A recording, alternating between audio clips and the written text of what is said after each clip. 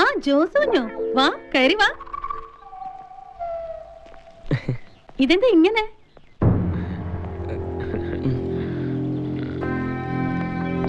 Mercy, പേടിക്കണ്ട, ഞാൻ കലിപ്പുണ്ടാക്കാൻ വന്നല്ല. പേടിയോ? നിന്നെയോ? Hello angel. Henry, what you want? Nothing. ഞാൻ എന്റെ ഫ്രണ്ടിനെ കാണാൻ വന്നാണ്. ഏത് ഫ്രണ്ട്? എബി. ഞങ്ങ ഹോട്ടലിൽ വെച്ച് കാണാറുണ്ട്. എന്താ ഒരു മ്യൂസിക്, സമ്മ വീണ് പോവും. മർസിമ. എബി. എബിയേ. ദാ ഫ്രണ്ട് കാണാൻ വന്നിരിക്കുന്നു.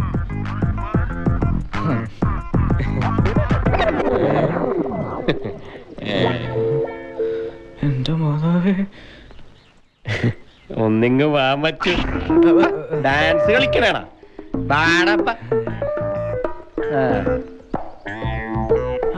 ഹലോ ജോസ്, എപ്പോ വന്നു? ഹലോ എബി, ഇപ്പൊ വന്നു. എബി, ഈ ഫ്രണ്ടിനെ അറിയില്ലേ? അറിയോന്ന്? നമ്മോടുക്കത്തെ കമ്പനിയാണെന്ന് പറ മച്ചു. ഫ്രണ്ട്സിന്റെ മീറ്റിംഗിന് പുറത്തു മതി. Please clear out. നല്ല പെടക്കണനുമാണ്. കാണാം. ഓർക്കേ ഓടെ വച്ചു.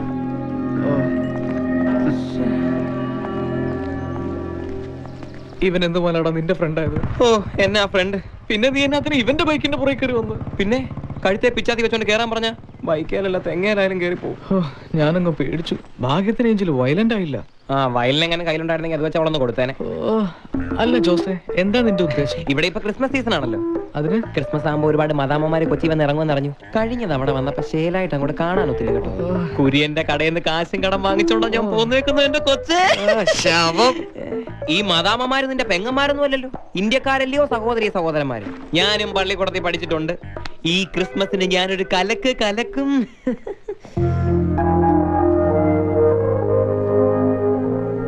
എങ്ങനെയുണ്ട്? Very nice. ആനിമ, അവൾ ഇങ്ങോട്ട് വരുന്നുണ്ട്. ഇപ്പൊ വേഗം അങ്ങോട്ട് ചെല്ല്, ഞാൻ ഇപ്പൊ വരാം. ആനിമ,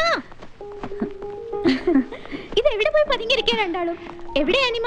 എന്താ കാര്യം? എന്താ? ആനിമ, ഇങ്ങ് വന്നേ. വാ. നീ എവിടേക്കായി കൊണ്ടുവന്നേ? വാ, കാണിച്ചു തരാം. എന്താ ഇത് കണ്ടോ? എങ്ങനെയുണ്ട്? ഇതാണ് രാജകുമാരി സ്റ്റൈൽ. എല്ലാം എബിയുടെ പ്ലാനാ. ശരിക്കും പറഞ്ഞ ഞാൻ കരുതിയില്ല ഇത്രയും ബ്യൂട്ടിഫുൾ ആവുന്നു. കൊച്ചു കൊള്ളാല്ലേ മർസിമ? അത് ശരി. അപ്പൊ പിന്നെ ഞാൻ എന്നെ ഇവിടെ പുല്ല് പറിക്കാൻ നിൽക്കാന്നോ?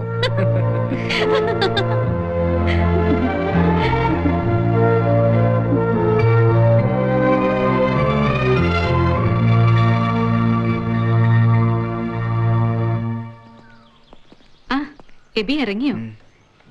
ഏഞ്ചൽ എത്തിയില്ലയോ? ഓർഡർ എടുത്ത കേക്കുകൾ ഓരോരുത്തരും എത്തിക്കണ്ടേ? വരാൻ വൈകും. പോട്ടെ. എബി ഇവിടെ ഞങ്ങൾക്കൊപ്പം ക്രിസ്മസിന് ഉണ്ടാവുമെന്ന് കരുതി. ഞാനിങ്ങ് വരത്തില്ലേ മസിമ? പപ്പാടെ ഒപ്പം കുറെ നേരം കൂടണം. ക്രിസ്മസ് നിന്റെ മുമ്പ് ഞാനും എത്തും, ഉറപ്പ്. ഞങ്ങള് വെയിറ്റ് ചെയ്യും. എബി തിരികെ വരുമ്പോ ഒരു സർപ്രൈസ് ഉണ്ടാവും ഇവിടെ. ഞങ്ങളുടെ ഒരു ക്രിസ്മസ് ഗിഫ്റ്റ്. അത് സന്തോഷത്തോടെ വാങ്ങിയാ മതി. പോട്ടെ.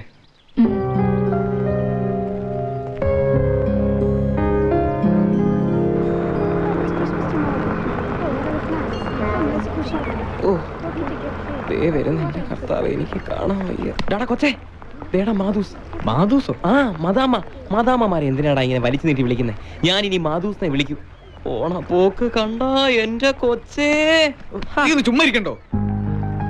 ഓ, പോരാൻ നേരത്ത് യാത്ര പറഞ്ഞ് ടാറ്റ പറയാനാ ഏഞ്ചൽ പെണ്ണിനെ കിട്ടിയില്ല എന്ന് പറഞ്ഞ് എന്റെ മെക്കെട്ട് കയറുന്ന എന്തിനാ? എന്റെ കൊച്ചേ, നീ കാണിക്കുന്ന ഇഷ്ടവും സ്നേഹമൊന്നും ആ പെണ്ണിന്റെ നിന്നോടുണ്ടെന്ന് എനിക്ക് തോന്നില്ല. ഉണ്ടെങ്കിൽ നമ്മൾ പോരുന്ന നേരം അവള് മുങ്ങോ? അവള് കേക്ക് കൊടുക്കാൻ പോയെന്ന് അനിയമ്മ പറഞ്ഞ നീ കേട്ടല്ലോ. പിന്നെ എന്നാത്തിനാ ചുമ്മാ കുണുകുണാന്ന് പറഞ്ഞോണ്ടിരിക്കണേ?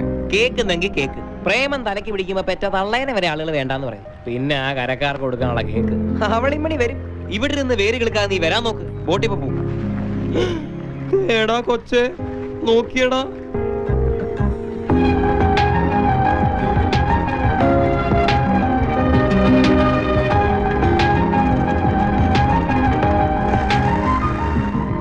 പോയി കാണുന്നു കരുതി. ഒരു കാര്യം മറന്നു. Thank you.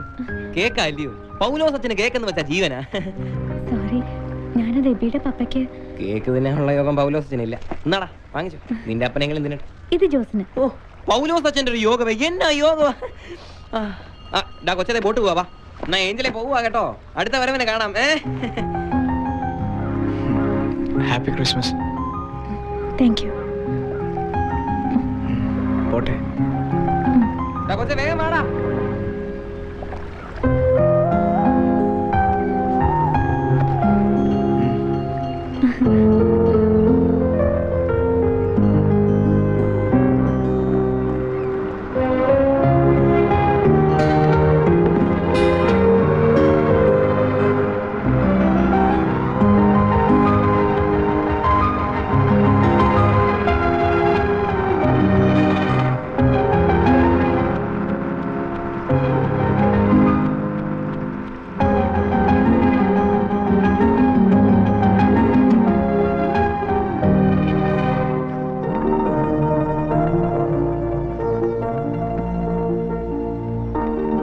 ഹാപ്പി ക്രിസ്മസ് പപ്പ.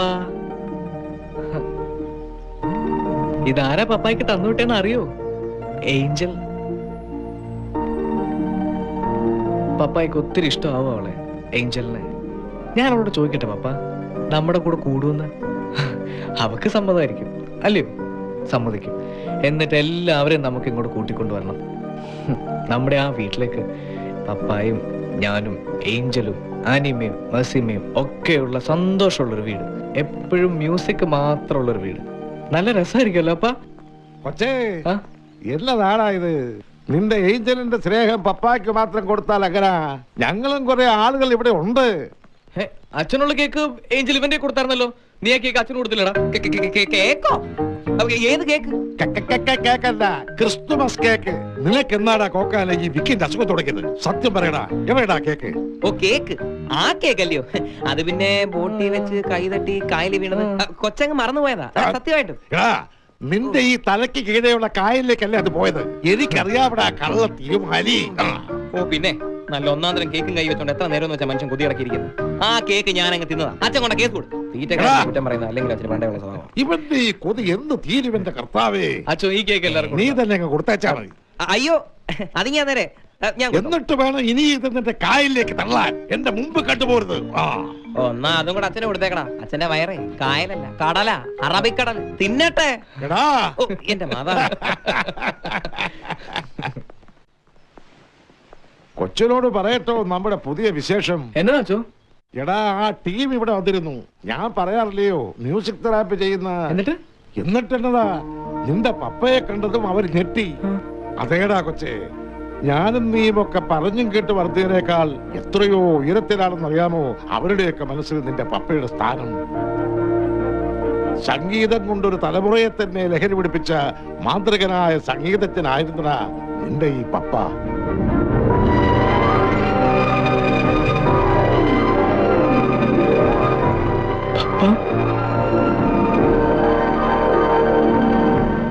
കൊച്ചേ, ദൈവം നമ്മുടെ കൂടെയാടാ. ആന്റണിയെ പോലെ സംഗീതം ഉള്ളിൽ അലിഞ്ഞു ചേർന്നവർക്ക് ഈ ചികിത്സാ രീതി എളുപ്പം ഫലം ചെയ്യുമെന്ന് അവർ പറഞ്ഞത്. ന്യൂ ഇയർ കഴിഞ്ഞ അവർക്ക് വരാന്നായിട്ടിരിക്കണേ. എനിക്ക് ഉറപ്പുണ്ട് കൊച്ചേ, നിന്റെ പപ്പ എഴുന്നേറ്റ് നടക്കും.